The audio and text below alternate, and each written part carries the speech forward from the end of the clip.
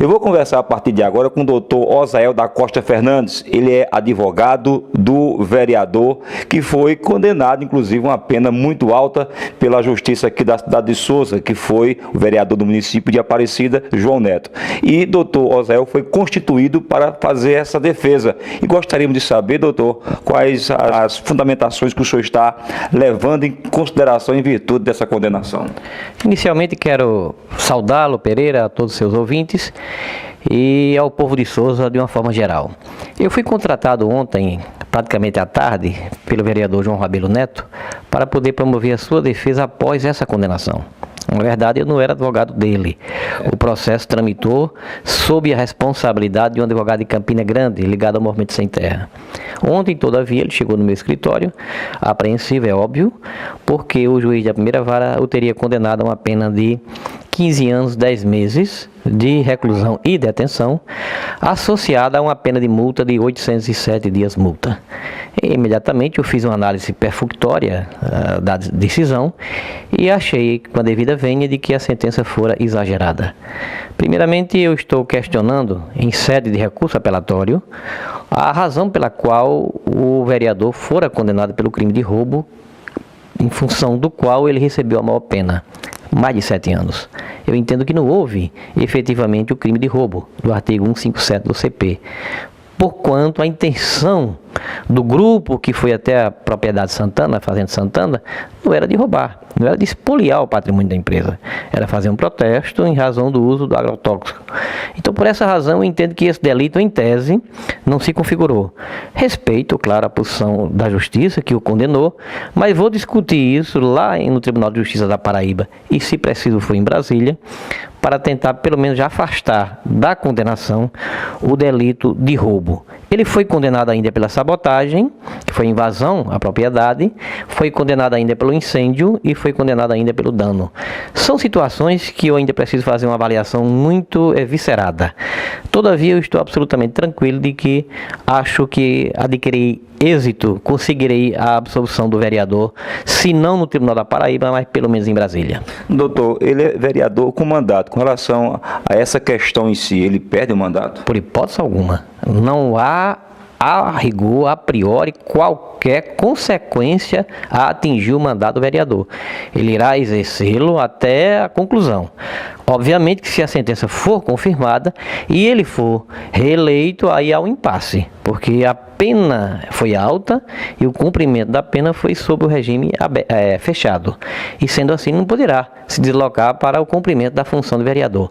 Isso é uma possibilidade bastante remota e que eu espero decotar isso da sentença, mas não atinge o mandato do vereador, não atinge a campanha dele, que ele está disputando a reeleição, não atinge a campanha dele, não há qualquer impasse quanto à situação parlamentar, política da candidatura dele. Ele pode ficar tranquilo, as pessoas que o acompanham igualmente não se preocupam quanto a isso, porque está seguro o mandato dele e ele vai exercer. Ele sequer foi ainda intimado da sentença.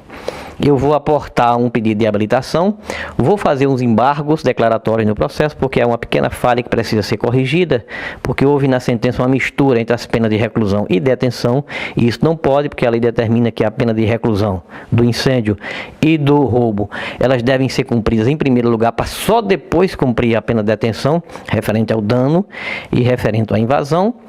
Então, nesse caso, ainda é muito tempo. Eu acredito que esse processo do vereador, o desfecho do recurso apelatório, só ocorrerá a partir do ano que vem.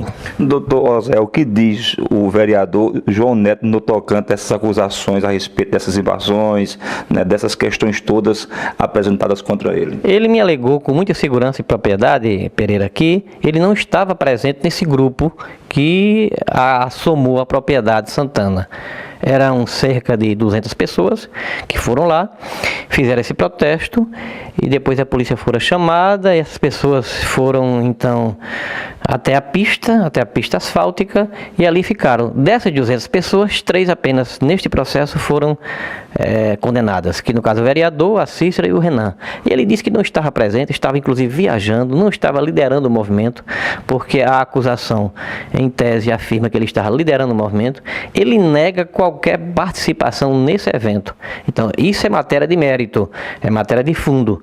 Eu vou discutir isso no recurso e vou discutir, inclusive, a fragilidade dos depoimentos. Eu já estive lendo a miúde alguns depoimentos e achei que esses depoimentos não associam o vereador João Neto à prática desses delitos.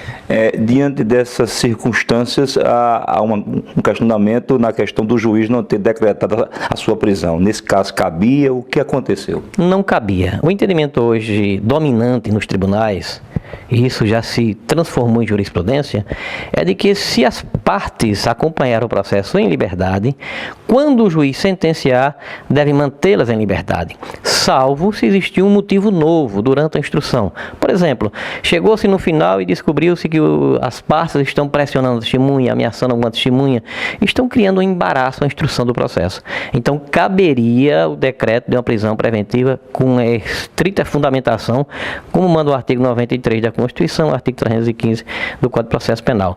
Mas o juiz então entendeu que não existiu essa necessidade, não existiam os motivos do artigo 312 do CPP para embasar uma prisão preventiva, permitiu que todos apelassem em liberdade e agora eles vão apelar tranquilamente e vamos aguardar o desfecho lá no Tribunal da Paraíba. Inicialmente eu quero estar presente para fazer a sustentação oral, mostrar às suas excelências, os desembargadores, que há sentenças recentes de apoio probatório ilegal e espero obter êxito na absolvição do vereador João Neto. Doutor Oséiel, muito obrigado pelas suas informações e o seu esclarecimento aqui com a gente. Eu agradeço a oportunidade de esclarecer o povo da Paraíba e, sobretudo, o povo de Aparecida, Souza, a respeito desse episódio que é polêmico, vem causando uma grande celeuma, um grande estardalhaço em toda a região, porque envolve uma pessoa pública, se trata de um homem de bem, inclusive na própria sentença o juiz reconhece que ele tem uma boa conduta social.